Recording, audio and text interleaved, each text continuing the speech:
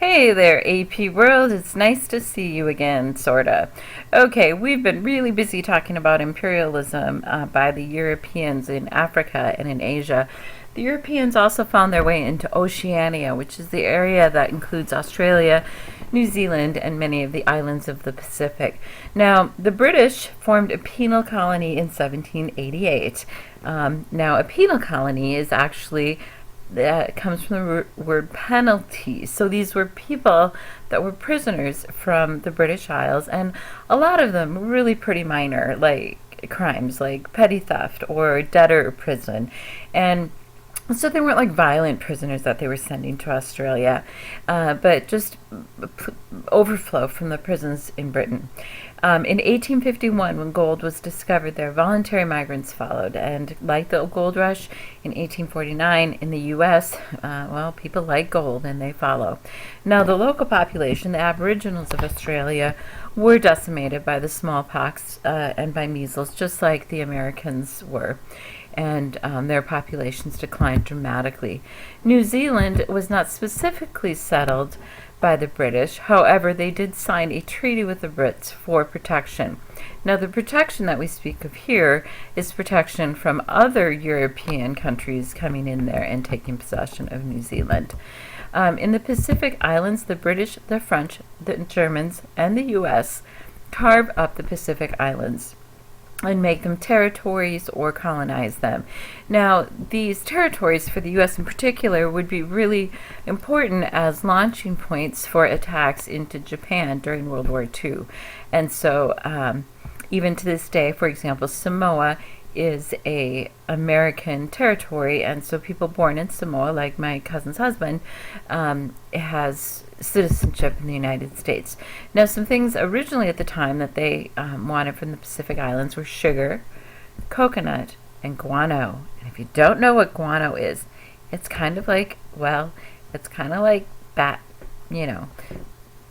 turd. And it is fertilizer. That's what it's used for. Also, the British, French, Germans, and Americans could deposit large amounts of coal on these islands and use the islands as coaling stations for their steamships. That would allow them to get into Asia. Tonga did remain independent. It's the only island area that remained independent during this time. Now, U.S. imperialism takes on a different form. European imperialists colonized. They wanted to physically occupy the lands that they possessed. The U.S., on the other hand, focused on economic imperialism. That means that they wanted to protect their business interests. Now, the Monroe Doctrine was a very important doctrine that was put into place by President James Monroe, who shares the same birthday, by the way, as yours truly, Mrs. Mathers. So if you want to know my birthday, not the same year, of course, you can look up James Monroe. At any rate, that's not important. What is important is that James Monroe very decidedly made the point that Europeans were not to engage in imperialism in the Western Hemisphere. That meant that they were not to try to carve up South America or parts of North America like they did Africa. And if they did try to do that, then James Monroe assured that we would intervene. All of the Americas, in essence, became a U.S. protectorate. That means that America would come in and protect any region of the Americas that was threatened by European colonization. Now, Alaska was purchased in 1867 from Russia. This actually became a U.S. territory, and it was actually purchased by a man named Seward, who was the Secretary of State under President Lincoln, and then continued to be Secretary of State after Lincoln was killed. It was called Seward's Folly at the time. People thought that Seward was a ridiculous man for purchasing this land in the middle of who knows where, and now we know that it has rich oil reserves, and it certainly was not folly to buy Alaska. Hawaii was valuable as for its sugar plantations.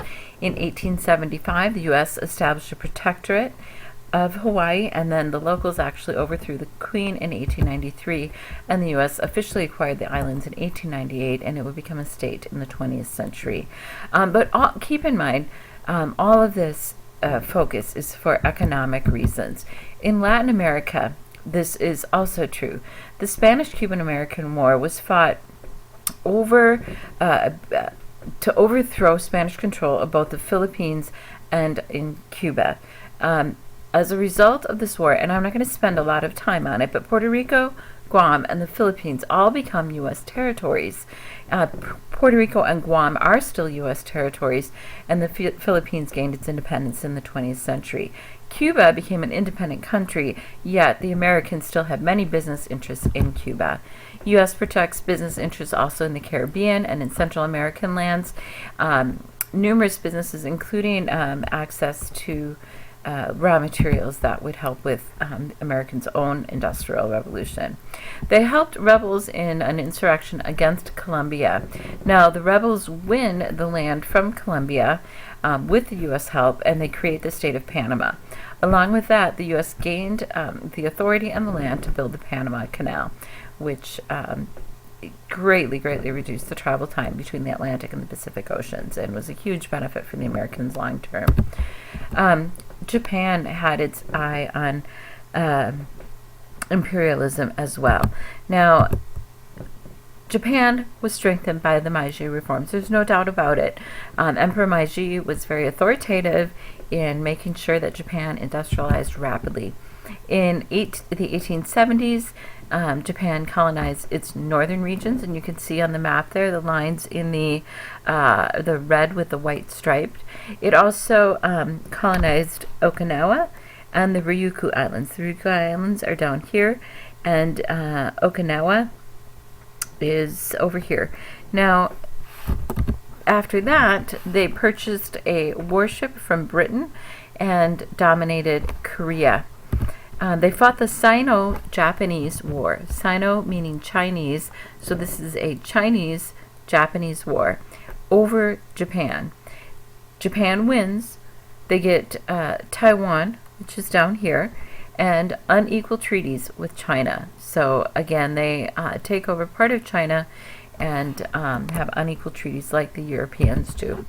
In the Russo-Japanese War, up here in the Manchurian region, they also won that, and as we noted from our previous lecture, or from a previous chapter, this really proved that Japan had industrialized and had become an industrial power. Now, what they get at the original time of the Russo-Japanese War are railroads in southern Manchuria, in this area here. Eventually, they will actually take possession of Manchuria and set up a puppet state before World War II. So, I'm going to end right now for this one and start a new screencast talking about the legacies of imperialism. Thanks for listening, and check out the next one. All right, so long.